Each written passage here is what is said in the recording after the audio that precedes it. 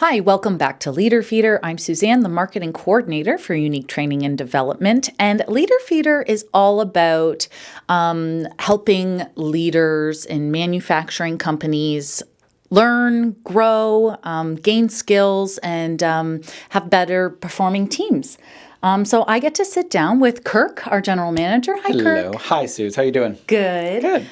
First of all, I wanted to start off by giving some props to our team here for Leader Feeders because we got recognized by Million Podcasts as we are in the top 100 manufacturing podcasts. Yeah, that was great. Yeah, for Leader great little Feeder. accomplishment there. So way to go, team. We've also been... little podcast. Exactly. I've also been recognized as a top 70 operational management podcast as well, which is super cool. I kind of laugh because I think, are there 70 operational podcasts out there? Like, are we that, I kind of think of us as a bit niche, but I mean, it's still good that we're in the top 70, so that's great. It's funny you say that because if any of our listeners are curious about these lists, it is on our website. You can go to uniquedevelopment.com, scroll to the bottom, you'll see the Leader Feeder podcast button, and you'll see the two lists that I've highlighted on there. You can go take a look. And I think it's really interesting and really cool. Now, I know you and I can't take a lot all the credit, or all. Yeah, maybe, we can take most. Yeah, we'll take like 80%. Yeah. But yes, as you know, this is our 357th episode. Yeah, we've done a few. Right? Well, not just us, but Greg, right? So, I mean, it's a big library. If anybody's interested in looking back through our Leader Feeders, we have archives. A big library. Greg did an awesome job back in the day, Yeah, for sure. For sure. The good old days. The good old days. So our topic today is creating a sense of urgency. So why do you think fostering urgency is so important, especially with today's market demands?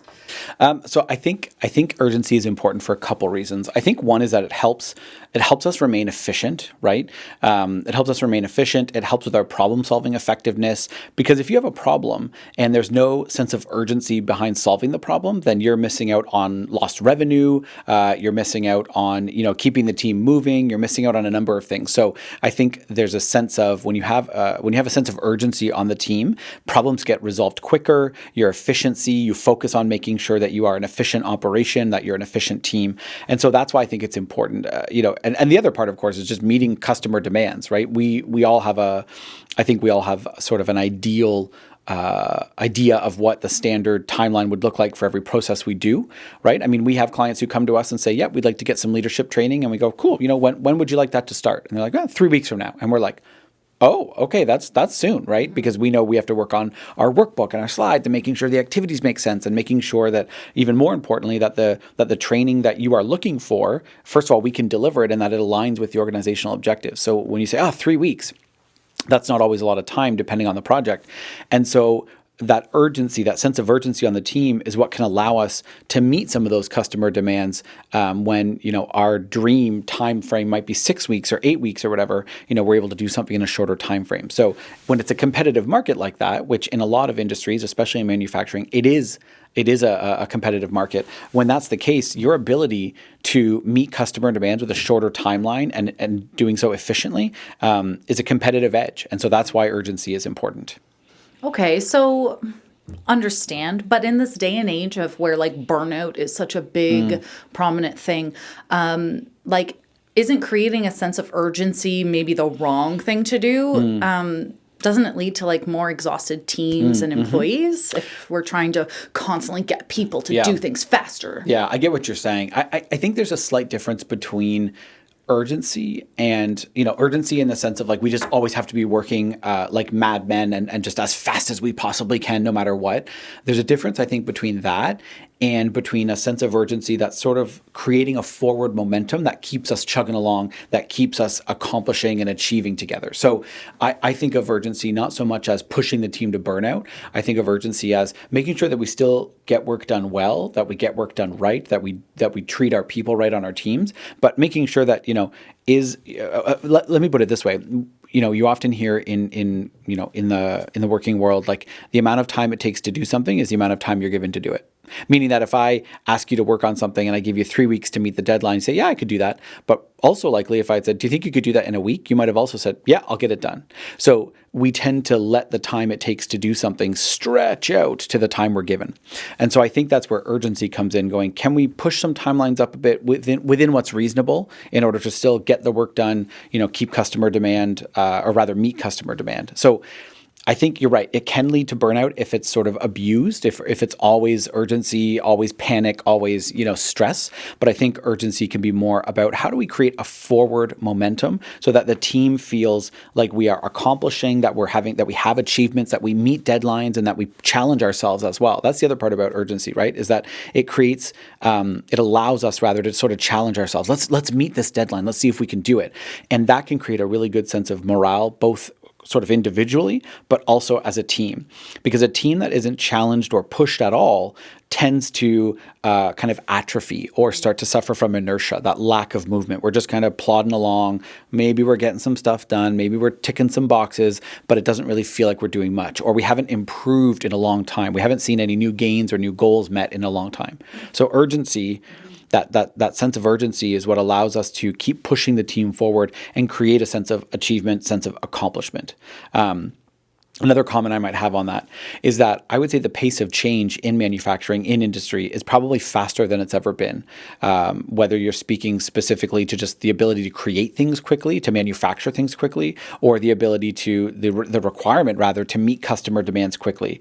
I think that's becoming a bigger factor than perhaps it used to be, although I think within manufacturing that's always been a significant component to be aware of, right? But because that pace of change is so fast, your organization won't be able to remain competitive if you're not adaptable and if you can't change quickly. So urgency is that part that keeps you going. It's not about pushing someone to burnout. It's about us being able to keep up with demand. It's about us being able to keep up with the changing market conditions, with technology, right? With just the pace of change in general. That makes sense. Yeah, absolutely. Yeah. Okay, well, that's great.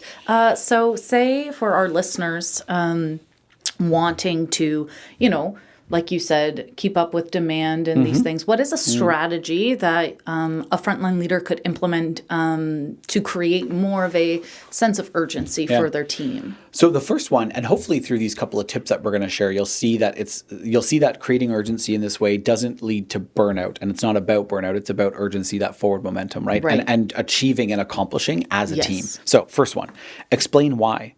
When you're asking someone to do something, or you're asking to move up a timeline, or you're asking something to be done faster than normal, explaining why is an important component. No person, I don't care if they're a 5-year-old child, I don't care if they're an adult, I don't care what they are, no one likes to be told, because I said so. Well, why do we have to up the deadline by a week? Because I said so. That is a terrible thing to hear. That's frustrating, right?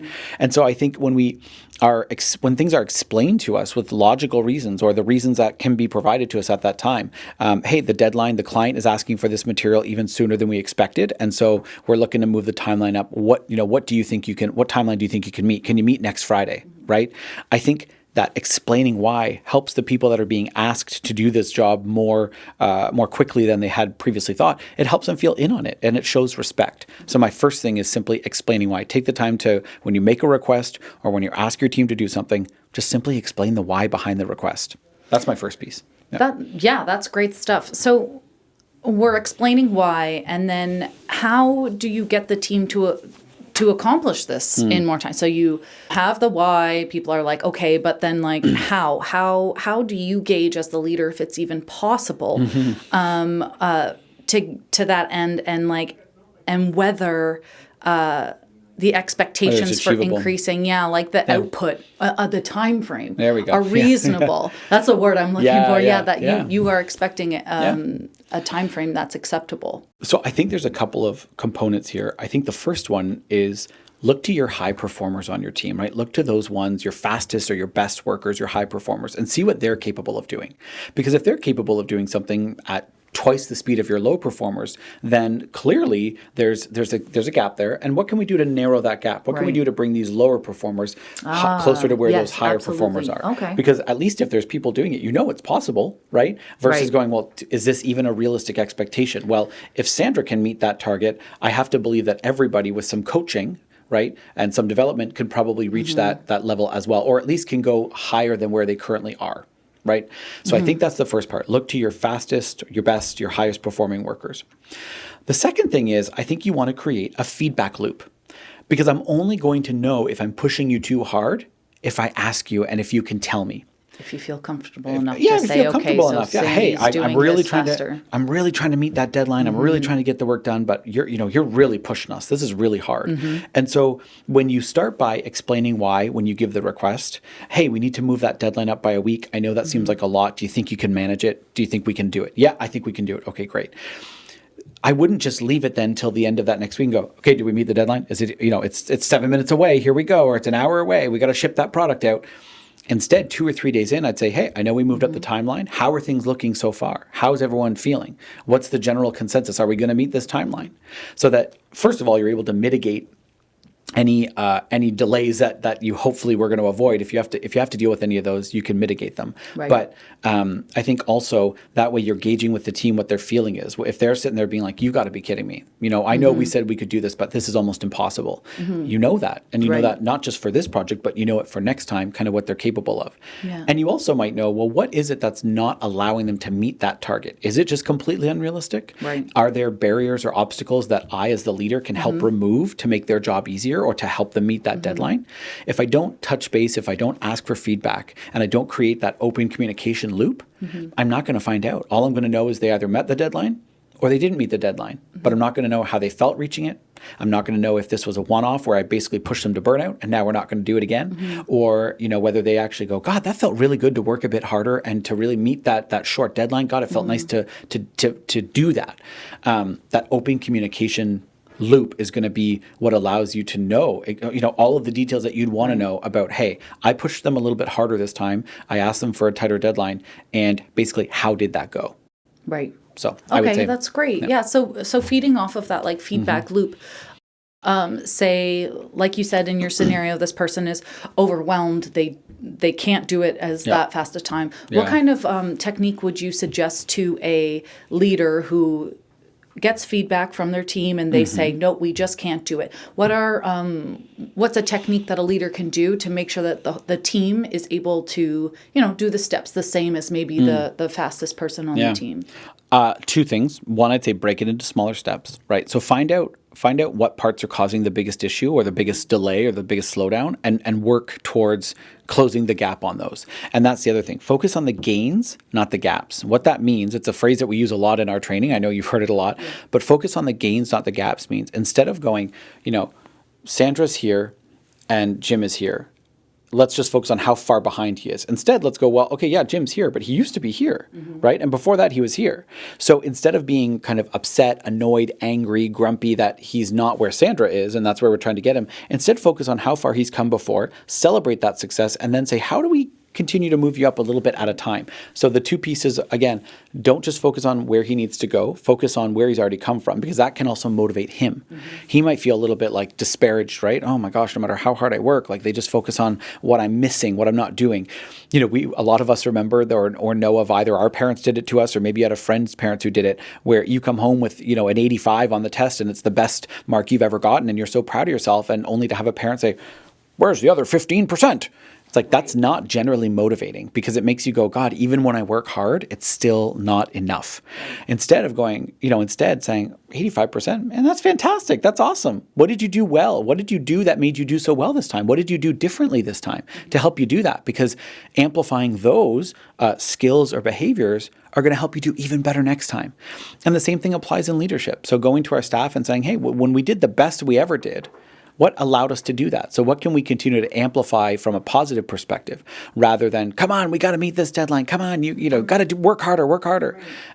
Providing them with that motivation, I think, and that empowerment is really more powerful than simply reminding them that you're not going to meet this deadline. You're not good enough. You're not fast enough.